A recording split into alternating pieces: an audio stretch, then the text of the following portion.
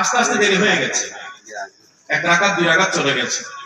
অনেকের হয় না, ওযু করতে করতে দেখা যায় ইমাম সাহেব রুকুতে চলে গেছে, রুকু থেকে তিনি সাজদায় চলে গেছেন।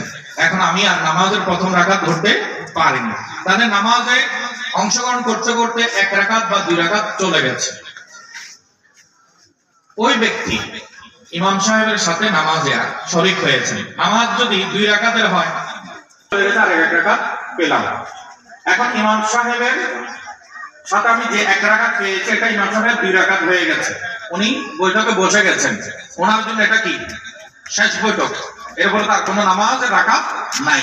যেহেতু উনি বসে গেছেন এটা ওনার জন্য শেষ বৈঠক। ওই বৈঠকে ইমাম সাহেব তাশাহুদ করবেন, দুরূদ শরীফ পড়বেন, দোয়া মাসুরা পড়বেন। আমার জন্য কি এটা শেষ বৈঠক? আমার আরো 1 রাকাত বাকি আছে কিনা? আছে। তাহলে আমাকে কি করতে হবে? ইমাম সাহেব সালাম ফেরানোর পরে আমাকে আবার দাঁড়িয়ে ওই 1 রাকাত আদায় করে দিয়ে আবার বৈঠক করতে হবে। মাসালা বুঝে আসতেছে?